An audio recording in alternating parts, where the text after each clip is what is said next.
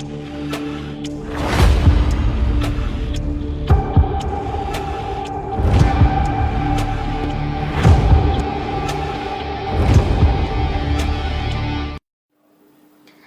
आप देख रहे हैं राष्ट्र प्रथम और मैं हूं आपके साथ हिमानी। बुलेटिन में हम खबरों पर विस्तार से डालेंगे नजर, लेकिन उससे पहले एक नजर डालेंगे इस वक्त की सुर्खियों पर। जन्मदिन पर पीएम मोदी ने मध्य प्रदेश के कुल्लू राष्ट्रीय उद्यान में 8 चीतों को छोड़ा। चीतों को देखने के लिए कुछ महीनों का और समय लगेगा। रामलाल ठाकुर छोड़ देंगे पद, हिमाचल प्रदेश कांग्रेस के नेता रामलाल ठाकुर ने की पद की कांग्रेस उपाध्यक्ष पद से त्याग पत्र देने की घोषणा। पीएम नरेंद्र मोदी का 72वां जन्मदिन, पीएम मोदी की 5 फीट ऊंची रेत की मूर्ति बनाई, पटनायक ने इस मूर्ति को तैयार किया। केंद्रीय गृह मंत्री अमित शाह ने आज हैदराबाद मुक्ति दिवस पर आयोजित समारोह को संबोधित किया। उत्तर प्रदेश में उप मुख्यमंत्री केशव प्रसाद मौर्य ने खास बातचीत की, राजनीति सहित कई मुद्दों पर हुई चर्चा। तो चलिए बुलेटिन की खबरों को देखते हैं विस्तार से और बात करते हैं। भारत आज प्रधानमंत्री नरेंद्र मोदी का 72वां जन्मदिन मना रहा है। पीएम मोदी के जन्मदिन पर देश भर में कई तरह के खास कार्यक्रम भी आयोजित किए जा रहे हैं। अपने जन्मदिन पर पीएम मोदी ने मध्य प्रदेश के कुल्लू राष्ट्रीय उद्यान में 8 चीतों को छोड़ा है। नामीबिया से 8 चीतों को लेकर विशेष मालवाहक विमान से ग्वालियर लाया गया। इसके बाद इन्हें चिनूक हेलीकॉप्टर से किन्नौर राष्ट्रीय उद्यान ले जाया गया। अधिकारियों ने कहा कि इन 8 चीतों में 5 मादा और 3 नर हैं। नामीबिया से प्रोजेक्ट चीता के हिस्से के रूप में इन्हें भारत लाया गया है। राष्ट्रीय उद्यान में नामीबिया से आए हुए चीता छोड़ने के बाद पीएम मोदी ने कहा कि इससे भारत की प्रकृति प्रेरणा तेजी से जागृत होगी। पीएम मोदी ने कहा कि इन चीतों का जरिए हमारे जंगल का एक बड़ा शून्य भर रहा है। हमारे यहाँ बच्चों को चीता के बारे में ज्यादा कुछ पता नहीं है, इसलिए भारत में अब बच्चे चीता को अपने ही देश में देख पाएंगे। साथ ही उन्होंने कहा कि आज हम पूरे दुनिया को संदेश दे रहे हैं कि हम पर्यावरण के साथ विकास भी कर सकते हैं।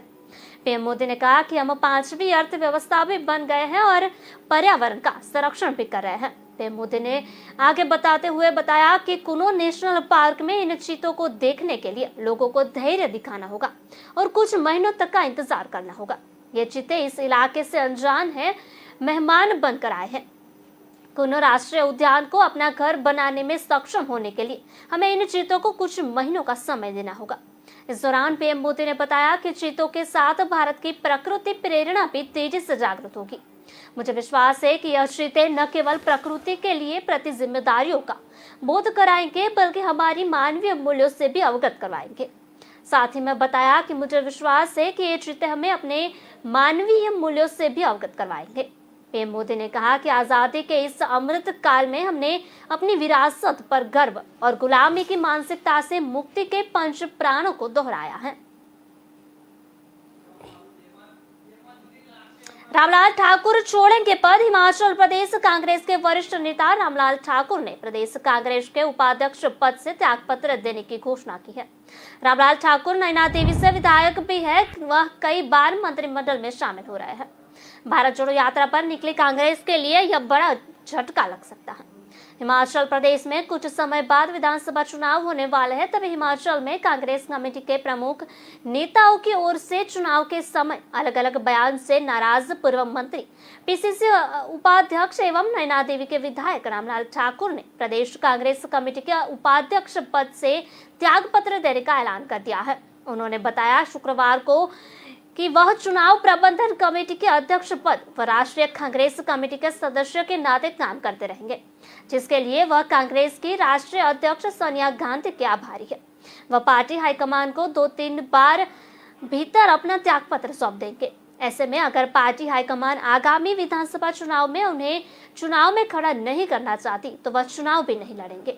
वह पार्टी संगठन में एक सच्चे सिपाही की तरह काम करते रहेंगे और अन्य लोगों को भी इन पदों पर काम करने का मौका मिलना चाहिए। इस दौरान कुछ क्षण के लिए रामलाल ठाकुर भावुक भी हो गए थे। वह यहाँ पर एम्स बिलासपुर सहित अन्य मुद्दों के लिए लेकर बातचीत कर रहे थे।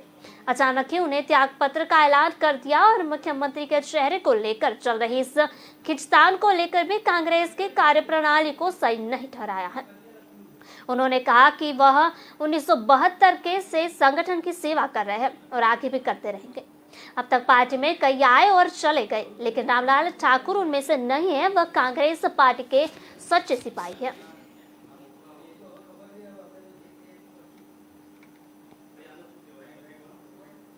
मैं उस ड्यूटी को निभाऊंगा। और ये जो फ्यूल में जी चार मुख्यमंत्री बन गए, फलाना बन गए, ये भी शायद मेरे को भी अच्छा नहीं लग रहा है। इसलिए जो है ना, मैं तो हाईकमांड से कहूंगा कि भाई अगर पार्टी का हमारे से काम करवाना, हम पार्टी का काम करेंगे। अगर हाईकमांड ये भी सोचे कि भाई नहीं जी, एमएलए का इलेक्शन लड़ने के बाद मैं भी उस लाइन में जो है ना, मुख्यमंत्री की लाइन में खड़ा हुआ हूँ, तो हाईकमांड अगर मुझे कहेगी तो मैं विधानसभा का चुनाव है वो लड़ना ज्यादा मुश्किल नहीं है, क्योंकि हम पार्टी में है तो पार्टी का काम करेंगे। वो लोग जो आते हैं जाते हैं, कोई दूसरी जगह चले जाता है, तो रामलाल ठाकुर उनसे नहीं है। जो हाईकमांड जो उत्तरदायित्व जो दिया है हम उसको निभाएंगे। और मैं ये भी कहना चाहूंगा कि हाईकमांड देख के जो है वो पार्टी के टिकट दें कि कौन जीत सकता है और कौन जो है वो पार्टी की विचारधारा के साथ जुड़ के चल सकता है। उसके लिए मैं कहना चाहूंगा, अगर मान लो हमारी जो वर्किंग कमेटी है या हमारी जो चुनाव के लिए जो स्क्रीनिंग कमेटी है, मैं उनसे भी कहना चाहूंगा कि ठीक है कि एमएलए को कहा गया कि नहीं वो सारे चुनाव लड़ेंगे, तो मैं ये कहूंगा कि मैं उसमें भी नहीं शामिल होना चाहता। कि भाई अगर मान लो 2022 को अपना 72वां जन्मदिन मना रहे हैं। जश्न के अवसर पर दुनिया भर के कई गणमान्य व्यक्तियों और राजनेताओं की ओर से शुभकामनाएं आने लगी हैं। तभी पीएम मोदी का जन्मदिन मनाने के लिए आज कई कार्यक्रम भी आयोजित किए जा रहे हैं, जिनमें से सबसे महत्वपूर्ण और ऐतिहासिक चीता प्रोजेक्ट मिशन है, जिसमें वह 8 चीता को कुनो नेशनल पार्क में छोड़ा है। अब इन दिनों और खास बनाने के लिए प्रसिद्ध रेत कलाकार सुदर्शन पटनायक ने ओडिशा के पूरी समुद्र तट पर 1213 मिट्टी के चाय के कप की स्थापना के साथ 5 फीट रेत की मूर्ति बनाई है। प्रधानमंत्री नरेंद्र मोदी को उनके जन्मदिन पर बधाई देने के लिए पटनायक ने 1213 मिट्टी के चाय के प्याले लगाकर हैप्पी बर्थडे मोदी जी का संदेश साथ पीएम मोदी की 5 फीट ऊंची रेत की मूर्ति बनाई है। उन्होंने मूर्तिकला के लिए लगभग 5 टन रेत का इस्तेमाल किया। उसी के बारे में बोलते हुए सुदर्शन ने एएनआई को बताया कि हमने इन मिट्टी की चाय के गिलास से इस्तेमाल किए। मोदी पीएम की एक चाय विक्रेता से देश के प्रधानमंत्री तक की यात्रा को दिखाने के लिए यह किया है। यहाँ पटनायक ने अपनी कला के माध्यम से पीएम को शुभकामनाएं भी दी थी।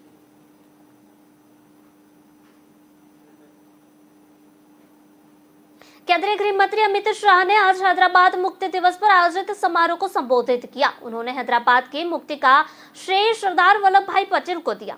साथ ही गृह मंत्री ने इस दिन को मनाने का श्रेय प्रधानमंत्री नरेंद्र मोदी को दिया है। उन्होंने कहा कि प्रधानमंत्री नरेंद्र मोदी ने इस दिन को मनाने का जैसे ही ऐलान किया, हैदराबाद के लोग तुरंत तैयार हुए। साथ ही उन लोगों पर हमला बोला जिन्होंने हैदराबाद मुक्ति दिन मनाने के वादे तो किए लेकिन उसे पूरा नहीं कर पाए।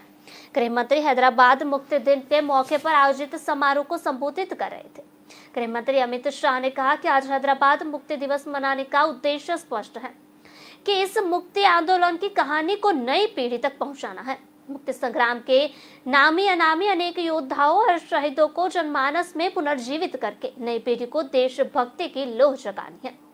आज भारत के प्रधानमंत्री नरेंद्र मोदी को मैं बधाई देना चाहता हूं कि जिन्होंने निर्णय किया कि हैदराबाद मुक्ति दिन को मनाया जाएगा। इस बात की खुशी है कि प्रधानमंत्री की घोषणा के तुरंत बाद ही लोगों ने हैदराबाद मुक्ति दिवस मनाने की शुरुआत कर दी। गृह मंत्री ने कहा कि इस क्षेत्र में ये मांग थी कि हैदराबाद मुक्ति दिवस को सरकार की अनुमोदन के साथ मनाया जाएगा, मगर दुर्भाग्य की बात है कि 75 साल चले गए जिन्होंने यहाँ पर शासन किया। उन्होंने वोट बैंक की राजनीति के कारण हैदराबाद मुक्ति दिन मनाने का साहस भी नहीं किया। उन्होंने आगे कहा कि वादे तो अनेक लोग करते हैं लेकिन सत्ता पर आते ही राजकारों के डर से पलट जाते हैं। आज मैं प्रधानमंत्री नरेंद्र मोदी को बधाई देना चाहता हूं कि जिन्होंने निर्णय किया कि हैदराबाद मुक्ति दिवस को मनाया जाएगा। गृह मंत्री ने बताया कि सरदार पटेल जानते थे कि जब तक निजामों को हराया नहीं जाएगा, अखंड भारत का सपना पूरा नहीं हो सकता। हैदराबाद आज के दिन ही मुक्त हुआ था और इसके लिए हमारे लौह पुरुष सरदार पटेल को आभार व्यक्त करना चाहता हूं। उन्हें ही निजाम की सेना को परास्त किया और समस्त प्रदेश को आजाद करवाया। वे नहीं होते तो हैदराबाद की मुक्ति में सैकड़ों साल लग जाते।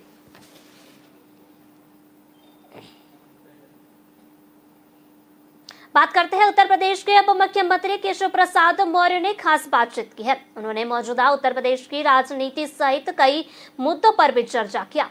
उन्होंने बड़ी बेबाकी से हर सवाल का जवाब दिया और उन्होंने बताया कि समाजवादी पार्टी समाप्तवादी पार्टी है, उस पार्टी में भगदड़ मची हुई है। साथ ही उन्होंने आगामी लोकसभा 2024 चुनाव को लेकर पूछे गए सवालों का जवाब दिया है। समाजवादी पार्टी समाप्तवादी पार्टी है, उस पार्टी में भगदड़ मची हुई है। समाजवादी पार्टी के अधिकांश विधायक अखिलेश यादव के साथ नहीं रहना चाहते हैं। ये उनका स्वेच्छा उनके अखिलेश यादव के साथ नहीं रहना चाहते। लोगों के नरेंद्र मोदी के नेतृत्व में भारत की भविष्य दिखाई देती है। जो उत्तर प्रदेश के हित में काम करना चाहते हैं वो भाजपा की ओर से आशा भरी नजरों में देखते हैं। हालांकि हमें सपा के विधायकों को लेने की जरूरत नहीं है। हमारे गठबंधन के साथ प्रचंड बहुमत है। हमारी सरकार योगी आदित्यनाथ की अगुवाई में शानदार चल रही है, लेकिन अखिलेश यादव के अंदर बेचैनी है। सदन में वो कभी आपा खो बैठे हैं। वो बसपा और कांग्रेस से भी समझौता कर लेते हैं। माना जा सकता है कि 2022 के विधानसभा चुनाव में अखिलेश यादव की राजनीति का पूर्ण विराम लग सका है। साल 2024 में उत्तर प्रदेश में शायद सपा का खाता भी न खुले।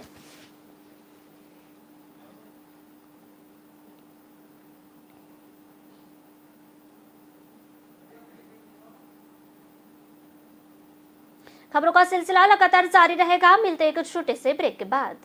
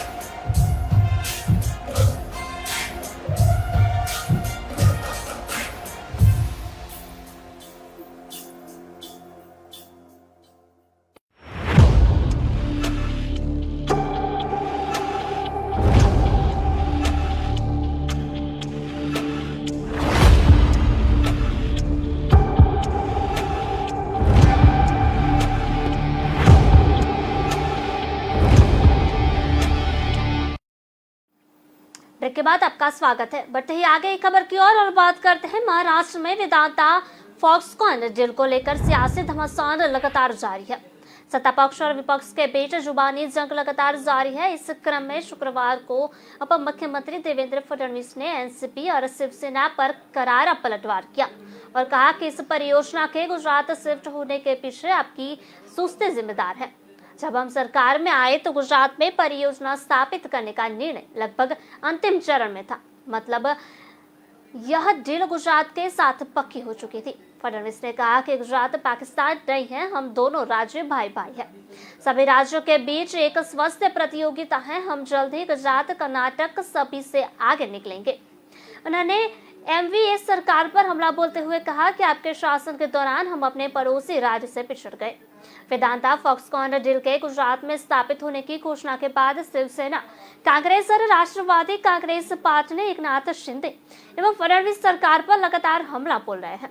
यूनिट को पुणे के पास स्थापित होना था, लेकिन वेदांता फॉक्सकॉन ने 13 सितंबर को गुजरात सरकार के साथ एक आश्चर्यजनक कदम में समझौता ज्ञापन हस्ताक्षर किए, जिससे एक बड़ा राजनीतिक विवाद शुरू हो गया। बता दें कि भारतीय समूह वेदांता और ताइवान की electronics company Foxconn 1 lakh crore रुपए के निवेश के साथ गुजरात में देश का पहला सेमीकंडक्टर संयंत्र स्थापित करेगी। वेदांत फॉक्सकॉन के साथ संयुक्त उद्यम की डिस्प्ले FABV निर्माण इकाई, सेमीकंडक्टर असेंबलिंग और टेस्टिंग इकाई राज्य के अहमदाबाद जिले में 1000 एकड़ क्षेत्रफल में स्थापित की जाएगी। इस संयुक्त उद्यम में दोनों कंपनियों की हिस्सेदारी क्रमशः 60 और 40% होगी। बात करते हैं मुख्यमंत्री योगी आदित्यनाथ ने कहा कि अपने कर्तव्य के प्रति ईमानदारी बरते तो आत्मनिर्भर भारत बन सकता है। इस दिशा में संयुक्त प्रयास करना होगा। इसके लिए समाज में हर वर्ग के लोगों को ध्यान में रखकर योजना चलाई जा रही है। इसी की वजह से वैश्विक मंच पर हमारी धाक है। सबसे बड़ी महामारी में भी हम कामयाब रहे। कोरोना कर्फ्यू में पूरा भारत प्रधानमंत्री मोदी के साथ था। भारत पहला देश है जिसने रेवड़ी नहीं बांटी बल्कि लोगों को राहत दी है। उन्होंने बताया कि इसका श्रेय प्रधानमंत्री को जाता है। आजादी के अमृत महोत्सव के दौरान भारत दुनिया में नाम कमा रहा है। मुख्यमंत्री ने कहा कि प्रधानमंत्री का आज 72वां जन्मदिन के उत्साह के साथ मनाया जा रहा है। यह प्रदर्शनी बहुत बड़ी कहानी बता रही है। उत्तर प्रदेश की विकास यात्रा में प्रधानमंत्री का योगदान अमूल्य है।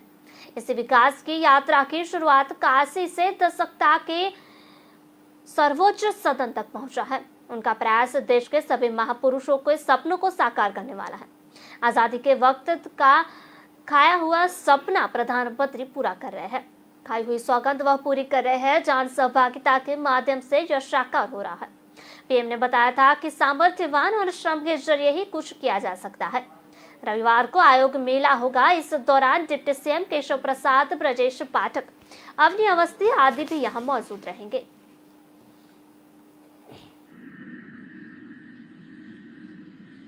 आज की इस छायाचित्र प्रदर्शनी के उद्घाटन कार्यक्रम में उपस्थित प्रदेश सरकार में मेरे वरिष्ठ सहयोगी उप मुख्यमंत्री श्री केशव प्रसाद मौर्य जी, उप मुख्यमंत्री श्री ब्रजेश पाठक जी, प्रदेश के मुख्य सचिव श्री DS मिश्रा जी, पुलिस महानिदेशक श्री DS चौहान जी, आज के इस कार्यक्रम में उपस्थित प्रशासन, पुलिस के सभी हमारे अधिकारीगण, सभी सम्मान्य जनप्रतिनिधिगण और उपस्थित भाइयों बहनों,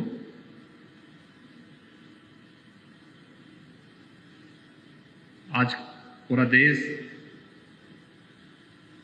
आदरणीय प्रधानमंत्री जी का 72वां जन्मदिन अनेक कार्यक्रमों के साथ उत्साह और उमंग के साथ मना रहा है। और इस अवसर पर मुझे भी आप सबके साथ इस छायाचित्र प्रदर्शनी में सहभागी होने का अवसर प्राप्त हो रहा है। मैं इस अवसर पर पूरे प्रदेश वासियों को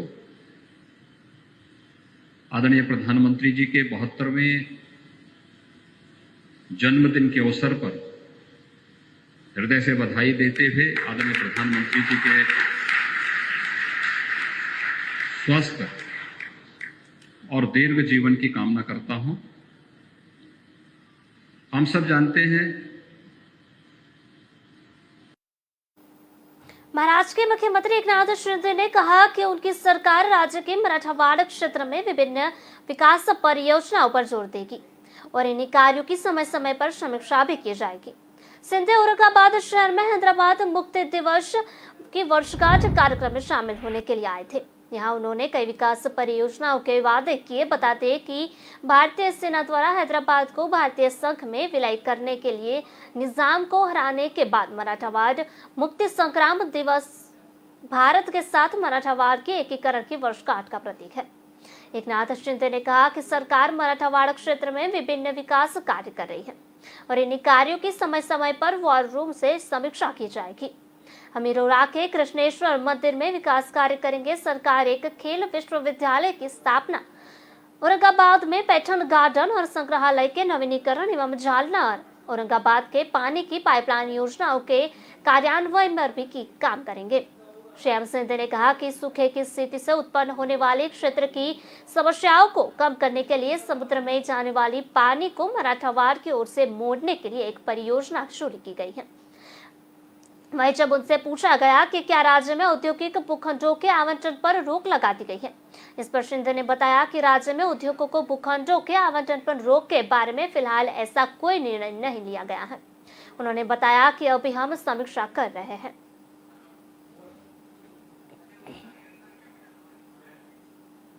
तेलंगाना मुक्ति दिवस पर हैदराबाद पहुंचे केंद्रीय गृह मंत्री अमित शाह की सुरक्षा में चूक का मामला सामने आया है। खबर मिली है कि अमित शाह के काफिले के आगे टीआरएस के नेता गोस्वाल श्रीवानस ने अपनी कार खड़ी कर दी।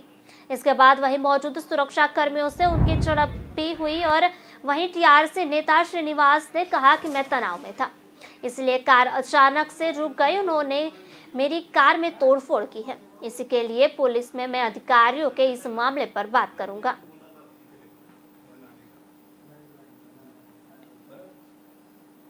तृणमूल कांग्रेस के सांसद महुआ मोइत्रा ने प्रधानमंत्री नरेंद्र मोदी के जन्मदिन पर उन्हें शुभकामनाएं देने के साथ साथ तंज की भी कसा है। मोइत्रा अक्सर केंद्र सरकार की नीतियों की आलोचना करती रहती है और आज के मौके पर भी ट्वीट कर छिड़ाक कसी में उन्होंने कोई गुरेज नहीं किया। सांसद मोइत्रा ने आज ट्वीट कर प्रधानमंत्री नरेंद्र मोदी को उनके 72वें जन्मदिन पर बधाइयां दी है। बधाई व शुभकामना संदेश में भी पीएम के प्रति उनका आक्रोश नजर आ रहा है।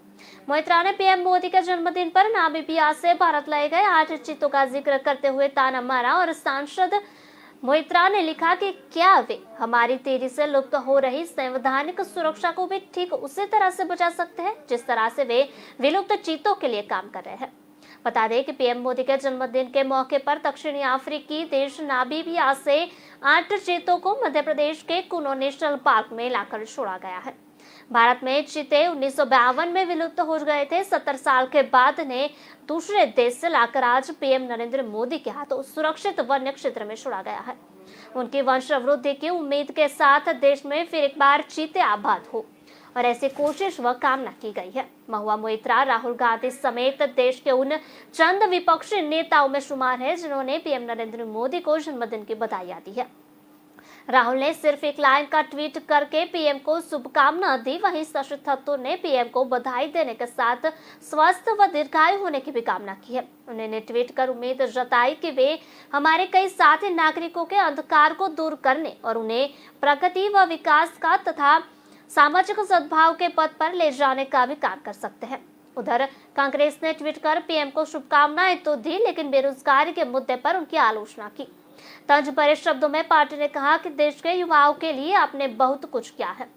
यही वजह रही है कि आज का दिन राष्ट्रीय बेरोजगार दिवस के तौर पर मनाया जा रहा है। देश का हर बेरोजगार आपका आभारी है।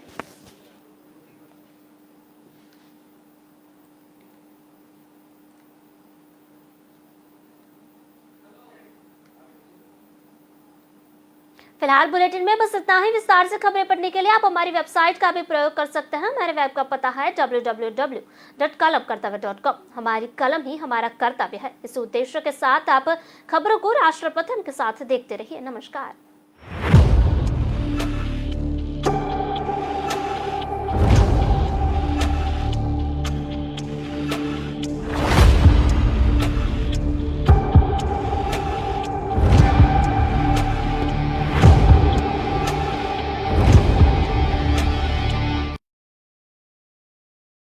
बोल धरती जयकारा गगन है सा